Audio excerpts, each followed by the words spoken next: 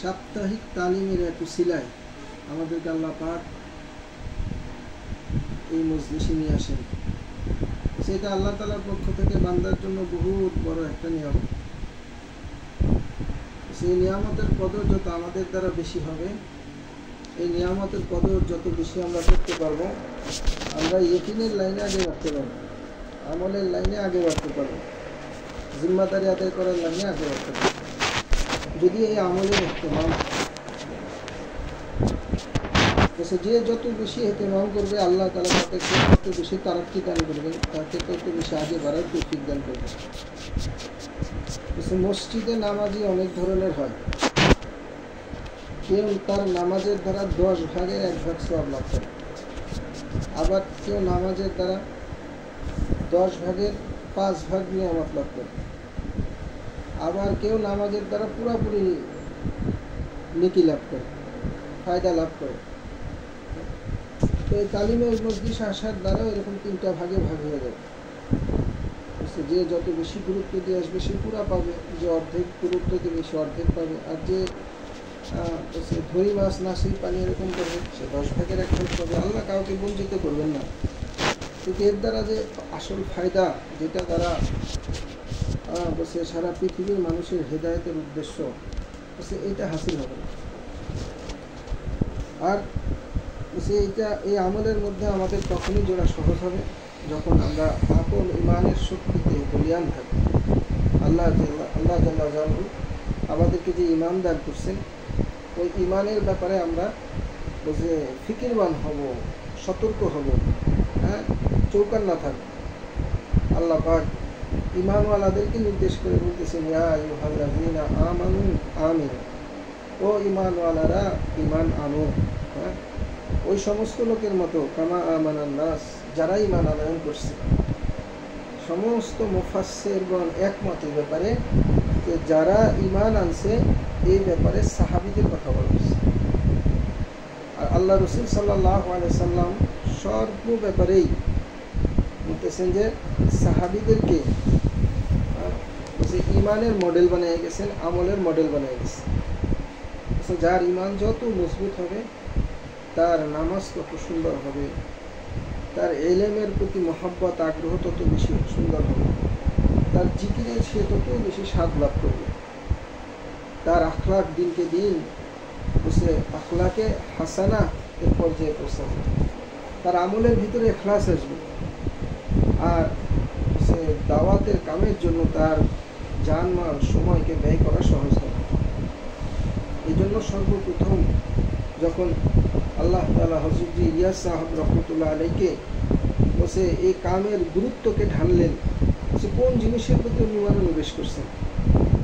উনি উম্মতের দিলের ভিতরে যে ইমানি দুর্বলতা চলে আসছে, ইমানের ভিতরে শিরক মিশ্রিত হওয়ার কারণে আজকে বিভিন্ন লাইনে, ইবাদত বন্দিগির লাইনে, মুআমালাত মুআশারাতের লাইনে, আখলাকের লাইনে মুসলমানের মধ্যে যে গায়রে মুসলিম তরিকা ঢুকে গেছে, এই ব্যাপারে উনি সবচেয়ে বেশি ফোকাস করছেন, সবচেয়ে বেশি উনি তাওয়াজ্জু দিয়েছেন যে মানুষের দিলের ভিতরে আল্লাহ তাআলার জাতের ইয়াকিন যদি না বসে, ওই বান্দার দ্বারা হাসতে খেলতে আল্লাহর হুকুম নষ্ট হয়ে যায়।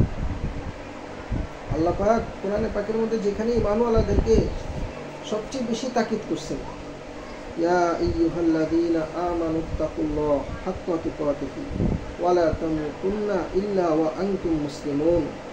হে ঈমানদারগণ, তোমরা আল্লাহকে ভয় করো, ভয় করার মতো ভয় করো, আর প্রকৃত মুসলমান না হয়ে তোমরা কবরে এসো না। আল্লাহ পাক কাদেরকে নির্দেশ দিতেছেন? ঈমানওয়ালাদেরকে নির্দেশ দিতেছে। তো এই জন্য প্রকৃত ঈমানওয়ালা যে হবে সে কখনো এই ব্যাপারে ইতমিনান হবে না যে আমি 3 দিন 10 দিন চিল্লা মাসকুরাতের তালিমে যে ঘরের তালিমে যায় বসে আমি ঈমানের একটা লেভেল অর্জন করে ফেলছি। আগে তো আমার ঘরে সপ্তাহে 3 দিন আর তালিম হতো, এখন তো 7 দিনই হয়। বরঞ্চ যত বেশি তালিম করবে, যত বেশি তালিমের ইহতেমাম করবে, যত বেশি ইমানি মুজাকারার ইহতেমাম করবে, আল্লাহ তাআলা তার ইমানকে, ইমানের ভিতর থেকে তত বেশি বেচাইনি ভাব আরও সুন্দর কিভাবে করা যায় এই ভাব এনে দিবে। এটা অর্থাৎ আল্লাহর কাছে যাওয়ার একটা মাধ্যম আল্লাহ তাআলা তাকে বানিয়ে দিবে। আর প্রকৃত মুসলমান হওয়ার আমল কি? প্রকৃত মুসলমান হওয়ার আমল হইতেছে ওমান আহসানু কাওলাম মিম্মান দাআ ইলাল্লাহ ওয়া আমিলা সালিহান ওয়া ক্বালা ইন্নানি মিনাল মুসলিমিন। ওই ব্যক্তির দ্বীনের চাইতে উত্তম দ্বীন আর কার হইতে পারে যে মানুষকে আল্লাহর দিকে ডাকে। এক নম্বর কাজ হলো আল্লাহর দিকে ডাকা, হ্যাঁ, আল্লাহর কথা বলা। দ্বিতীয় হইল আল্লাহর কথা বলার সাথে সাথে আমলের মশক করা, নিজের ঈমান আমলের সংশোধনের দিকে, সৌন্দর্যকে বাড়ানোর দিকে মনোনিবেশ করা। এরপরে সে নিজেকে বলতে পারবে ইন্নানি আনা মিনাল মুসলিমিন, আমি একজন সাধারণ মুসলমান।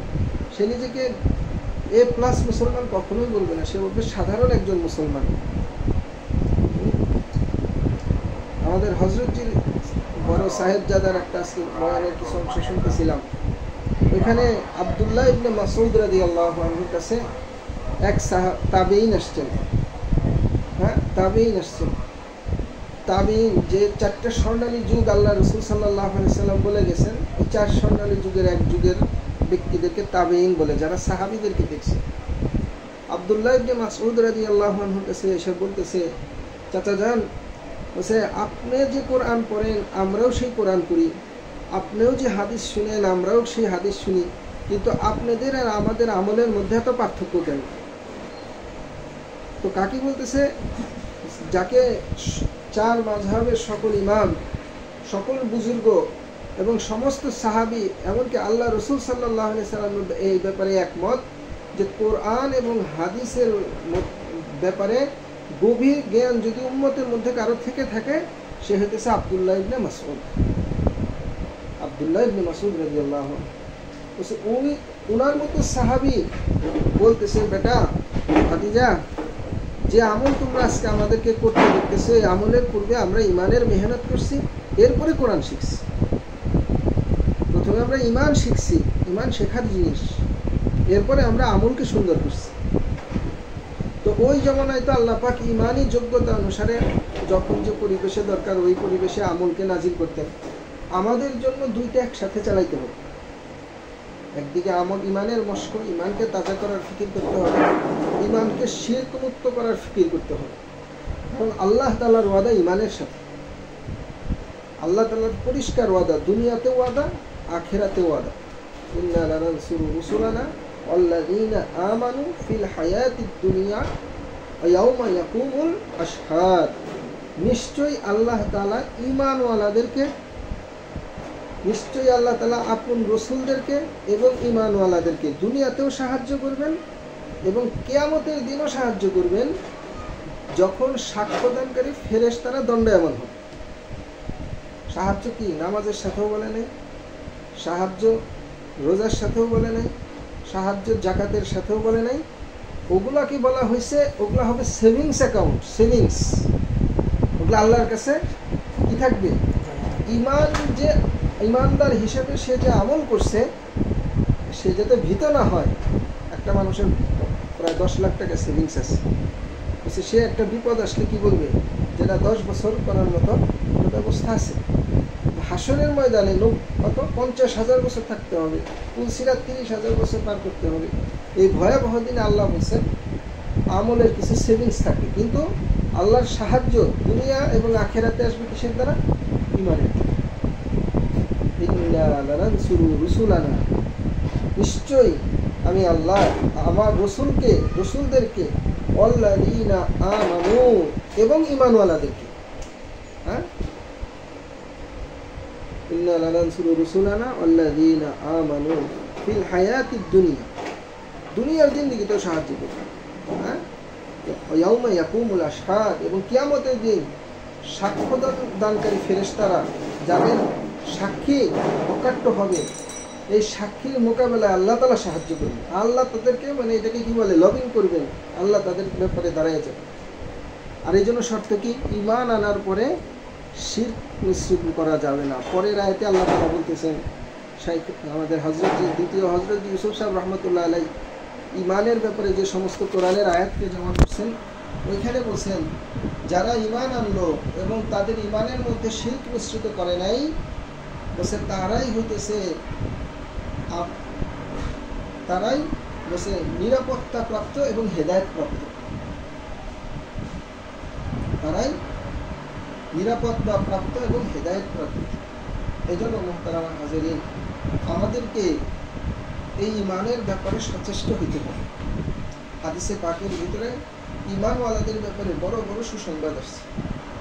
হযরত উসমান রাদিয়াল্লাহু আনহু থেকে বর্ণিত, মান মাতা ওয়া হুয়া ইয়ালামু আন্নাহু লা ইলাহা ইল্লাল্লাহ হাক্কুন দাখালাল জান্নাহ। হযরত উসমান রাদিয়াল্লাহু আনহু বলেছেন, যে ব্যক্তির মৃত্যু এই অবস্থার উপরে হয়, সে বলে আল্লাহ ছাড়া কোনো মাবুদ নাই,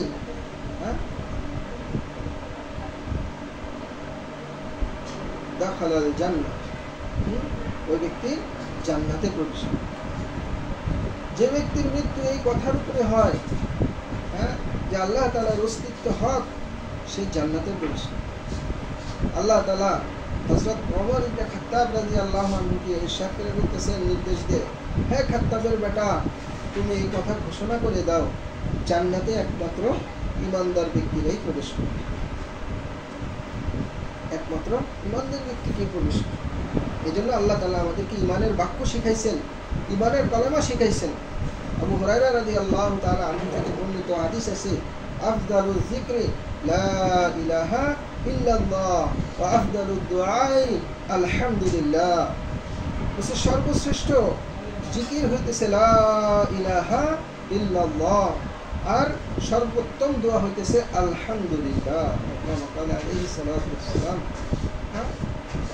সর্বোত্তম দোয়া হইতেছে আলহামদুলিল্লাহ। ব্যাখ্যায় হযরতজি বলতেছেন যে লা ইলাহা ইল্লাল্লাহ সর্বশ্রেষ্ঠ জিকির হওয়ার কারণ এইটাই যে এই লা ইলাহা ইল্লাল্লাহ সাক্ষ্যদানের উপরেই পুরা দিনের অস্তিত্ব নির্ভর করে।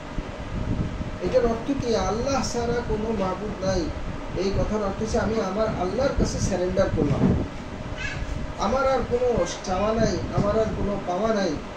আল্লাহ যেটা চান ওইটাকেই আমি আমার চাওয়া বানাই নিব, আল্লাহ যেটা চান না ওইটাকেই আমি আমার চাওয়া বানাই নিব। যেটা আমার আল্লাহ চান না ওইটা আমিও চাই না, যেটা আমার আল্লাহ চান না ওইটা আমিও চাই না। যে ব্যক্তি এরকম করবে সে তো আল্লাহ তাআলার বসে দুর্গের মধ্যে প্রবেশ করবে, আল্লাহ তাআলা দুর্গের মধ্যে প্রবেশ করবে। আলী রাদিয়াল্লাহু আনহু থেকে হাদিসে কুদসি বর্ণিত আছে, ক্বালা তাআলা ইন্নী আনাল্লাহ লা ইলাহা ইল্লা আনা মান আকররানি বিত-তাওহীদি দাখালা হিসনি ওয়া মান দাখালা হিসনি আমিনা মিন আযাবি। হাদিসে পাকে কুদসি মোটামুটি অর্থ এরকম, নিশ্চয়ই আমি আল্লাহ, আমি ছাড়া কোনো মাবুদ নাই।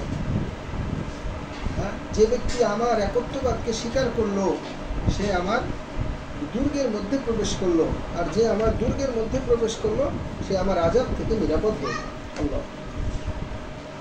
ঈমান ওনাদের ব্যাপারে এত বড় সুসংবাদ আসছে, কিসের উপরে?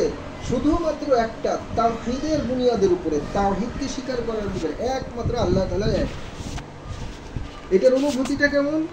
বলছে এরপরে আমি স্যারেন্ডার, সব দোষকে স্বীকার করে সব শিরক থেকে পাক পবিত্র হয়ে বলছে আমি আজকে আল্লাহর কাছে স্যারেন্ডার হইলাম, আমি আল্লাহর কাছে স্যারেন্ডার হইলাম। আজকের থেকে আমি আর শিরক করব না, আমার ইমানের মধ্যে কোনো যদি কিন্তু তবে এসবকে পাত্তা দিব না, বরং আমি আমার ইমানকে শিরক থেকে বাঁচাইয়া রাখবো। আমি আমার ইমানকে গাফলতি থেকে বাঁচাইয়া রাখবো, আমি আমার ইমানকে আখিরাতের জন্য সর্ব অবস্থায় তরুতাজা রাখবো, যাতে আমার ইমান মৌত পর্যন্ত আমি নিয়ে যেতে পারি, মৌত পর্যন্ত নিয়ে যেতে পারি। আবু কাতাদা রাদিয়াল্লাহু আনহু ওনার পিতা থেকে হুজুর সাল্লাল্লাহু আলাইহি সাল্লামের একটা ইরশাদ বর্ণনা করতেছেন। আল্লাহ রাসূল সাল্লাল্লাহু আলাইহি সাল্লাম বলেন, মোটামুটি অর্থ এরকম যে যে ব্যক্তি এই কথার সাক্ষ্যদান করে যে আল্লাহ ছাড়া কোনো মাবুদ নাই, আর আমি মুহাম্মদ সাল্লাল্লাহু আলাইহি ওয়াসাল্লাম আল্লাহ তাআলার রাসূল, এবং অধিক সাক্ষ্যদান করার কারণে, অধিক বলার কারণে সে এই কালেমার উপরে অভ্যস্ত হয়ে যায়, এই কালেমার উপরে সে অভ্যস্ত হয়ে যায়। তার ভালো লাগা আসলেও বলে লা ইলাহা ইল্লাল্লাহ, আরে আমাকে তো এই ভালো লাগা আল্লাহ তাআলাই দিয়েছেন। আবার তার কোনো নিয়ামত চলে গেছে, সে বলবে লা ইলাহা ইল্লাল্লাহ, আমি তো আসলে এই নিয়ামতের উপযুক্ত ছিলাম না, হয়তো আমার কোনো ভুলের কারণে আজকে এই নিয়ামত আমার কাছ থেকে ছুটে গেছে, আচানক কোনো বিপদ চলে আসছে, সে এটা চায় নাই, মনের বিপক্ষে মানুষের দুনিয়ার জিন্দেগিতে মুমিন বান্দার মনের বিপক্ষে ঘটনা ঘটবে বেশি। হ্যাঁ, মনের বিপক্ষে ঘটনা ঘটবে বেশি। স্বাভাবিক জিনিসও তার কাছে অনেক সময় অস্বাভাবিক হবে। হ্যাঁ, বলবে যে আমি তো বেশি কিছু চাই না, আমার তো ঘর সংসারের ভরণ পোষণ হইলেই হয়, এইটাও এত কষ্ট। হ্যাঁ, তারপরেও সে বলবে লা ইলাহা ইল্লাল্লাহ, এবং এই কথা বলার কারণে তার দিলের ভিতরে এক প্রশান্তি লাভ হয়। শান্তির উপরে হচ্ছে প্রশান্তি। হাদিসটা কি বলতেছেন?